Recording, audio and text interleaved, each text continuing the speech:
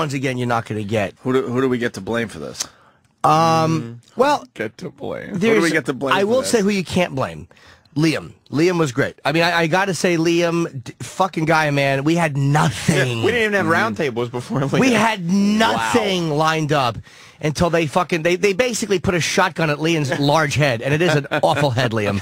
It's fucking Philip Seymour Hoffman-ish. And he busted his ass, and he got us a lot of things. But who do we blame for having nothing going into this?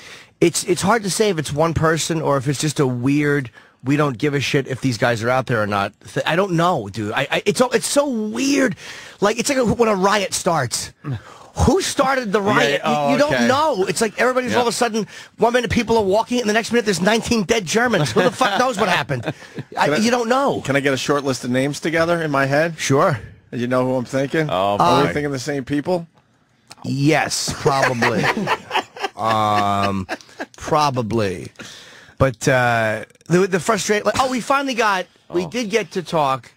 I mean, you guys jumped right in. I want to know about the flights out there, the separate flights. It was great. I don't know if you want flying in the middle of the night to wait for us to tell all the $200. stories when you have the audio. It's almost done. You might want to wait for the. You're right. You might want to wait for the Because it was audio. literally every single step of the way. Jim and I realized we are fending for ourselves out here. You're just alone. There's no nothing support. set up. We are just from the minute I arrived in San Diego and Jim was already there. Who was the point person? There was each other. No, sounds like they almost had to eat each other to survive.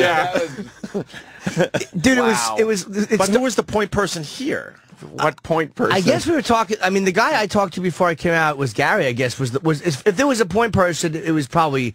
And I'm not throwing Gary to the bus. I mean, it So was. he must have figured that everything was all set. He sent it. He did. He was. San He Diego, was. right? He was texting me throughout, just making sure Norton and me were. But did he set up alive. stuff in advance?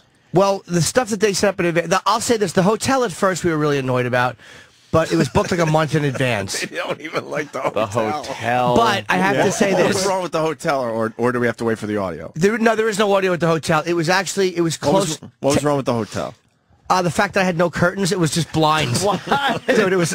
But let me say, hold on. It was a Hyatt. It wasn't bad, and it was 10 minutes away. And literally to book the hotel, it was so frustrating because there's no hotels around. And then we drive down to the convention center. Oh, that was where cause the hotel was a problem when we thought we had to be in walking distance. Sam, you can speak openly because you're on the air with us. Well, we 'Cause realized. I could tell you're a little nervous. No, They'll still love you down the hall, but I mean, we got to get this out there for the people. as we drove in Jim Norton's fancy PT Cruiser. Oh yeah, The PT Cruiser. we hopped in the cruiser. Yeah, that was one I didn't know until I got downstairs at the London through Enterprise. They had the old pussy wagon waiting for me. The white cruiser. Yeah, the white PT Cruiser. Nothing says success. But we yeah, PT Cruiser. Nice. we got to the convention center, and we were like, where are we supposed to go from here? To park. So we just drove all the way to the convention center, and we said, oh, there's permit parking. But they informed us when we got there that, first of all, I think the cops were fucking with us because they kept sending us in all different directions Yeah. to park. They had nothing better to do but watch people, and the traffic was so fucking bad. Yeah, I would imagine. Because there was a Westboro protest. The Baptist Church was there. We hate God hates fags. Sure. What? What were they They protesting need that for? attention. They need attention. Who knows? God. But Idiots. so there's a parking lot right under the convention center, and so we pulled in front of it and said, hey, how can we get in here? And they said, well, you needed to get parking permits. Now we're sold out. Yeah, we don't have anything. So how do you get the parking permits ahead of time? You purchased them. You probably have to buy them in advance, I would say. But who buys them in advance? Again, the forward crew there. I'll tell you who doesn't. point Jim men. and Sam.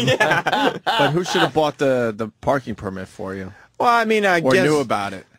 Jim and I assumed that somebody else might have somewhat looked into some details of the trip. Assumption. that's- You made an So, assumption. You're assuming someone from here should have looked into all this stuff before you guys flew out there? Or at least Yeah. one or two Who would that things. person be? I don't know.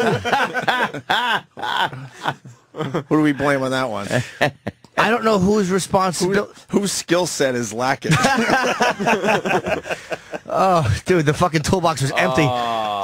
We And then we're riding around, and literally the traffic is... Where'd you have to park because you didn't have a nice permit parking? There were no lots available. Like, there's a lot of public lots in San Diego. So a bunch of bloggers had it all figured out way better than... There was 150,000 people in this city for Comic-Con. Yes. This is not a city that had, like, we could, and it was suggested that we get in a cab, but we would have to get on a line with 1,000 people that were waiting for cabs. You couldn't get a cab.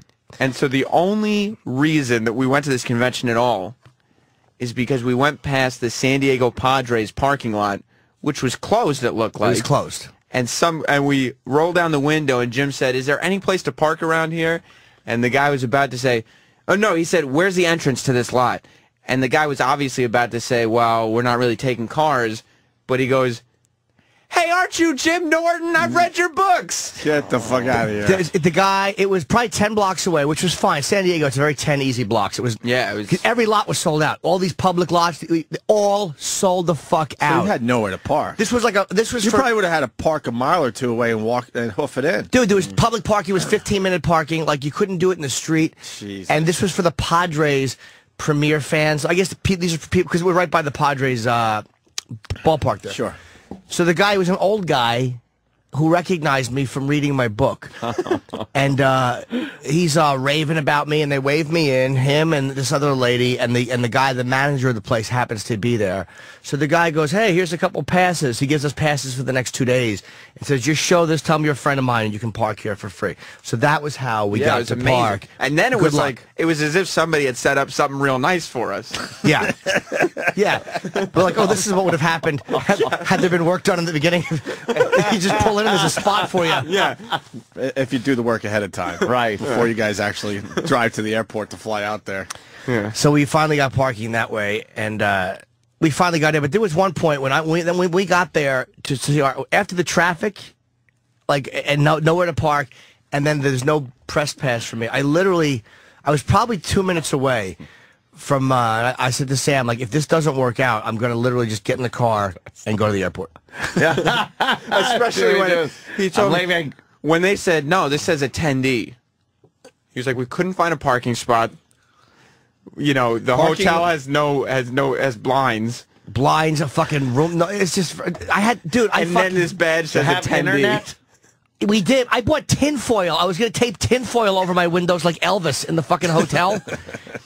But again, Jimmy likes it dark in his hotel room. Yes. Too, so. But dude, I took a picture. I'll show you the picture of what it was like in the morning. I hung blankets. I'm trying to pull it up. Oh, is the picture there?